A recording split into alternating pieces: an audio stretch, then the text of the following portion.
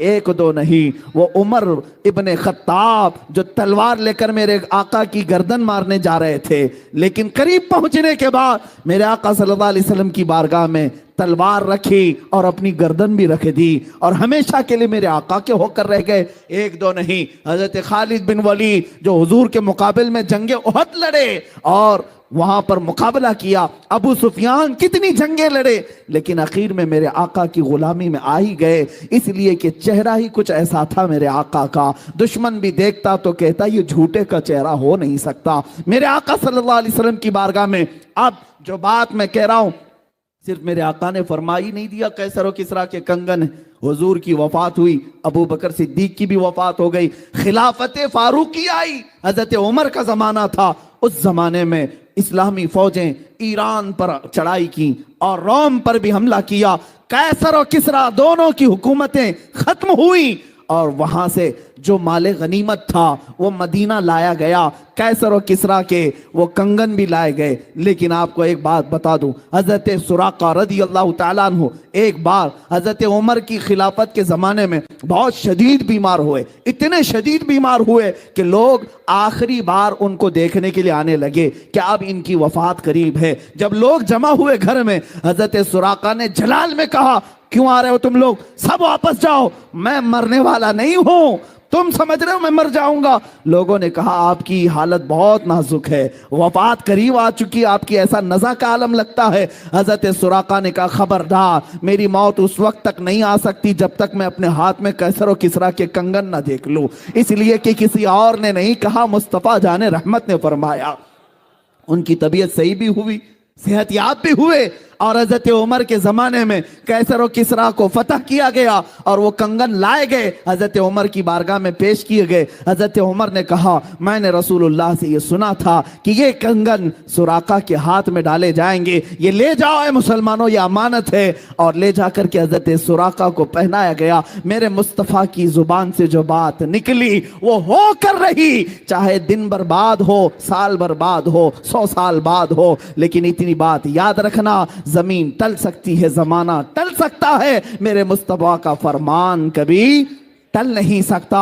حضرت سراقہ کو کنگن ملنے کے بعد پھر ان کی وفات بھی ہوئی۔ عزیزان گرامی وقار، میں گفتگو طویل نہ کرتے ہوئے اپنی گفتگو کو سمیٹتا ہوں۔ شان مصطفیٰ صلی اللہ تعالیٰ علیہ وسلم یہ ہے کہ ان کا خدا خود بیان کرے، اور میرے آقا صلی اللہ تعالیٰ علیہ وسلم کی دنیا میں شان یہ تھی، لوگوں نے حاتم طائی کی سخاوت بیان کی۔ حاتم طائی کے کئی دروازے تھے، جس دروازے سے آدمی جاتا اسے حاتم طائی دے دیتا تھا، نوازتا تھا، لیکن لوگوں نے کہا رسول پاک کی بارگاہ میں جب کبھی کوئی آتا تو ایک ہی دروازہ تھا۔ لوگوں نے یہ کہا ادھر ایک دروازہ اور حاتم طائی کے 7 دروازے۔ کسی عاشق نے کیا خوب جواب دیا، ایسا کیسا ہو سکتا، سخی ہیں حاتم طائی سے بڑے سخی ہیں، اس کے تو 7 دروازے تھے، ان کا تو ایک دروازہ تھا۔ عاشق رسول نے کہا میاں حاتم طائی کے 7 دروازے اس لیے تھے کہ ایک دروازے سے پیٹ نہیں بھرتا سائل کا، دوسرے دروازے پر جاتا، دوسرے میں پیٹ نہیں بھرتا، تیسرے پر جاتا، تیسرے میں پیٹ نہیں بھرتا، چوتھے میں جاتا، وہ 7 دروازوں کے چکر اسی لیے لگاتا کہ ایک دروازے پر پیٹ نہیں بھرتا۔ میرے مصطفیٰ کا ایک ہی دروازہ ایسا ہے، اتنا دیا جاتا ہے کہ اب سائل کے پاس دامن بھی تنگ ہوتا ہے۔ میرے کریم سے گر قطرہ کسی نے مانگا، دریا بہا دیے ہیں، دربے بہا دیے ہیں۔ اس میں ایک بات میں عرض کر دوں، بڑی لگتی ہوئی بات ہے، میلاد قریب آ رہا ہے، ہم سب کے لیے علاج بھی ہے، دوا بھی ہے۔ میں تقریباً ہر میلاد میں اس حکایت کو بیان کرتا ہوں، سعادت الدارین میں موجود یہ حکایت ایمان افروز ہے۔ ایک غریب آدمی، مفلس آدمی، قرض میں ڈوبا ہوا، پریشان حال، کئی لوگوں کے قرضے لیا ہوا آدمی تھا، اور اس کے جو قرض دار تھے انہوں نے پیسے مانگے، جب وہ دے نہیں سکا تو قاضی اسلام جو اس وقت تھے ان کے پاس مقدمہ کر دیا کہ یہ ہمارے پیسے لیتا ہے، کھا جاتا ہے، دیتا نہیں۔ قاضی نے بلایا اور کہا کیوں نہیں دیتا؟ کہا غریب آدمی ہوں، پیسے نہیں ہیں۔ کہا یہ بہانہ نہیں چلے گا، ان لوگوں کے جو تو نے قرضے لیے، قرض میں ڈوبے ہوئے لوگ جو آتم ہتیا کرتے ہیں، خودکشی کرتے ہیں، سن لو، بزدل نہ بنو، جان تمہاری بڑی قیمتی ہے۔ قرض میں اگر آج ڈوبے ہو، میاں اندھیرا آنے کے بعد اجالا بھی رب ذوالجلال ہی لاتا ہے۔ زندگی میں اگر اندھیرا آیا تو ڈرنا نہیں، کل کی صبح ہونے والی ہے، سورج تو نکلے گا۔ اب وہ قرضدار کو قاضی نے کہا 3 دن کا ٹائم دیتا ہوں، اگر ان کا قرضہ دے دیا تو ٹھیک ہے، ورنہ تجھے جیل میں ڈال دوں گا، جیل میں بھیج دوں گا۔ چھوٹے چھوٹے بچے تھے، بیوی تھی، روتا ہوا باہر نکلا، ایک بزرگ سے ملاقات ہوئی، پوچھا کیا بات، بتایا ایسا ایسا معاملہ ہے، قرض میں پریشان ہوں۔ اس بزرگ نے کہا کوئی بات نہیں، دنیا میں تجھے اگر تکلیف ہوئی ہے تو ایک کام کر، رات کو جا، نماز عشاء کے بعد کسی ایک اندھیری کوٹھری میں بیٹھ کر کثرت سے میرے آقا پر درود بھیج، حضور کو یاد کر اور اپنے غم کی داستان حضور کو ہی سنا۔ ان کا دربار آج بھی کھلا ہے۔ اس نے اس بات میں ہمت محسوس کی اور گھر آیا، رات کا وقت جیسی ہوا، نماز عشاء کے بعد کمرہ بند کر کے ایک اندھیری کوٹھری میں رونے لگ گیا۔ اور جب کسی پر غم آ جاتا ہے تو بے اختیار آنسو بھی نکلتے۔ درد اس طرح کا تھا کہ کوئی چیز اس کے پاس نہیں تھی، بیوی بچوں کو پالے کیسے اور قرضہ ادا کیسے کرے۔ روتا روتا درود تو پڑھتا رہا، اور جب کافی رات ہو گئی، آنکھ لگ گئی، وہیں گر گیا، بستر پر لمبا ہو گیا۔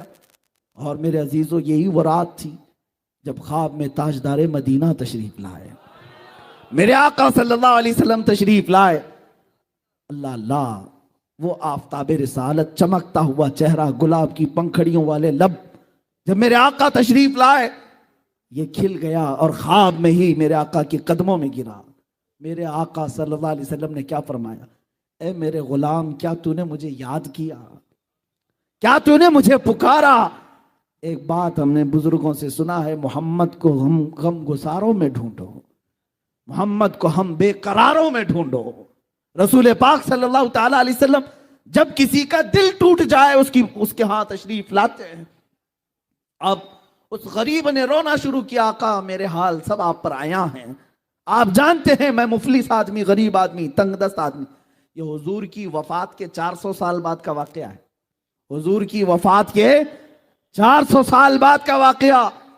رونے لگا، کہا کہ میں قرض سے پریشان ہوں، قاضی نے مجھے کورٹ میں بلا کر کے کہا 3 دن میں اگر قرضہ نہیں دے گا تو جیل میں ڈال دوں گا، میرے بچوں کا کیا ہوگا، میری بیوی کا کیا ہوگا۔ رسول پاک صلی اللہ تعالی علیہ وسلم صاحب عطا ہیں، وہ کسی کو مایوس نہیں کرتے۔ ارشاد فرمایا ایک کام کر، کل صبح اٹھنے کے بعد شہر میں چلے جانا، شہر میں بادشاہ کا ایک وزیر ہے، اس کا فلاں نام ہے، وہ میرا بڑا عاشق ہے، میرا بڑا عاشق ہے، اس کے پاس جا کر کے کہہ دینا کہ تجھے رسول اللہ نے بھیجا، اور جتنے مال کی ضرورت ہے اس سے لے لینا۔ خواب میں میرے آقا نے فرمایا۔ اب اس غریب نے، اس مفلس آدمی نے یہ پوچھا، یا رسول اللہ، بادشاہ کے وزیر کا دربار بڑا، لوگ بڑے آتے ہیں، اگر میں جاؤں، پہلی تو میری کوئی حیثیت نہیں، میں غریب فقیر آدمی، اور کہہ دوں کہ رسول اللہ نے بھیجا، وہ اگر پوچھے گا ثبوت تو میں کیا ثبوت دوں، کوئی پروف، کیا میں پروف دوں؟ سنیے میرے عزیزو، اللہ کے نبی نے فرمایا اگر وہ تجھ سے سوال کر لے تو اتنا کہہ دینا، اس کے اور میرے بیچ میں ایک راز کی بات ہے جو کوئی نہیں جانتا۔ حضور نے راز کی بات بیان کی، جو وزیر ہے اس کا ایک راز ہے جو میں تجھے بتاتا ہوں، اس نے آج تک اپنی بیوی کو نہیں بتایا۔ وہ روزانہ رات کو سونے کے بعد سورج نکلنے سے پہلے پہلے تک 1000 بار مجھ پر درود بھیجتا ہے، ہر رات کو چھپ کر کے 1000 بار درود بھیجتا ہے۔ لیکن اس کے پاس جانا تو یہ کہنا کہ اے وزیر، کل کی رات تو نے درود پڑھنا بھول گیا اور سو گیا غفلت میں، کل کی رات تو نے درود نہیں پڑھا، جا کر کے اتنی بات کہہ دے۔ میرے آقا نے فرمایا اب یہ غریب آدمی وزیر کے دربار میں آیا، اور آنے کے بعد کہا کہ میں آپ سے اپنی حاجت لے کر کے آیا ہوں، مجھے رسول اللہ نے بھیجا ہے۔ وزیر نے کہا کہ میاں آج لوگ بڑی بات کرنے لگ گئے، مانگنا بھی ہے تو صحیح سے نہیں مانگتے، ایسی بات کرتے ہیں، حضور نے بھیجا، کیسے تو کہتا ہے؟ اس فقیر نے کہا، بڑے اس کو یقین تھا، اس نے کہا ہاں مجھے نبی اکرم صلی اللہ علیہ وسلم نے یہ بھی بتایا، روزانہ سورج نکلنے سے پہلے پہلے تو 1000 بار درود پڑھتا ہے، اور کل کی رات بھول گیا اور غفلت میں سو گیا۔ اتنا سنتے ہی وہ اپنی کرسی سے اچھل آیا اور کہا یہ بات میں نے اپنی بیوی کو تک نہیں بتائی، کسی کو نہیں معلوم، اور اگر تو جانتا ہے تو آج تو میں کامیاب ہو گیا، آج تو میں کامیاب ہو گیا۔ اب مجھے یقین ہوا کہ میرا درود حضور تک پہنچ بھی رہا تھا، میرے آقا سن بھی رہے تھے۔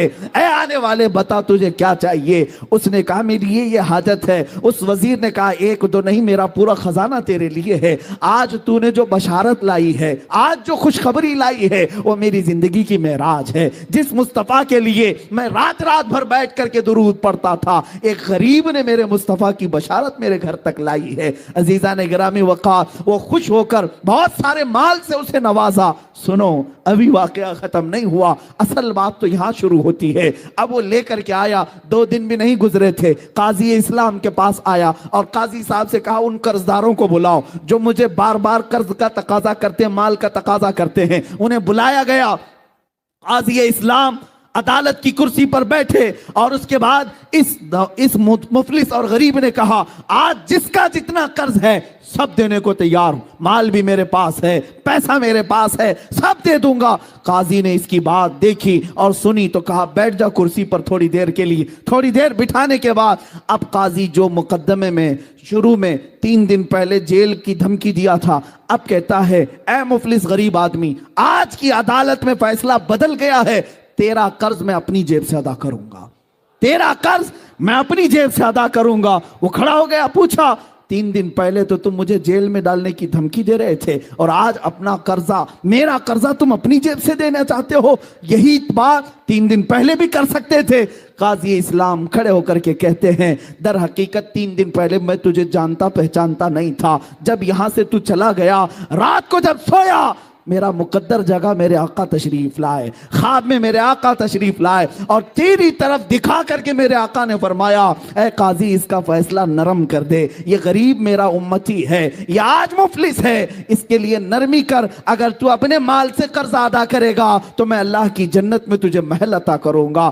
اے غریب، اے مفلس، میں یہ سودا تیرے ہاتھ نہیں بیچنا چاہتا، میں تیرا قرض خود اپنے ہاتھوں سے ادا کروں گا۔ اب قاضی اسلام بتاؤ کسی کورٹ کا جج کھڑا ہو کر کے کسی مجرم کی طرف سے صفائی دے رہا ہو اور اپنا قرضہ بھی دے رہا ہو، ایسا سننے کو نہیں ملتا۔ جب قاضی اصرار کرنے لگا اور یہ مفلس آدمی، غریب آدمی خود دینے پر اصرار کرتا رہا، یہ دونوں کی تکرار چلتی رہی اور جو مجمع میں قرضدار بیٹھے ہوئے تھے سب اپنی کرسیوں سے کھڑے ہو گئے۔ کہا قاضی صاحب آپ بھی رہنے دیں، یہ بھی رہنے دیں، ہم نے اپنا قرضہ معاف کر دیا اور اب بھی اس کو اگر ضرورت ہے تو ہم زندگی بھر اس کو قرض دیتے رہیں گے، ہمیں معلوم نہیں تھا کہ میرے مصطفیٰ کی بارگاہ میں اس کا یہ مقام ہے۔ عزیزان گرامی، وہ عدالت کے اس جلسے سے نکلا شاداں و فرحاں ہو کر کے، خوشحال ہو کر کے۔ اسی واقعے کی طرف میں اشارہ کرتے ہوئے عرض کرتا ہوں، وہی تو دربار ہے، وہی تاجدار مدینہ ہے جن کی سخاوت کا عالم یہ ہے میرے کریم سے گر قطرہ کسی نے مانگا، دریا بہا دیے ہیں، دربے بہا دیے ہیں۔ حضور سلمان اظہری کی ایسی تقریر چاہیے تو آپ لوگ ہمارے چینل کو سبسکرائب کریں، لائک کریں۔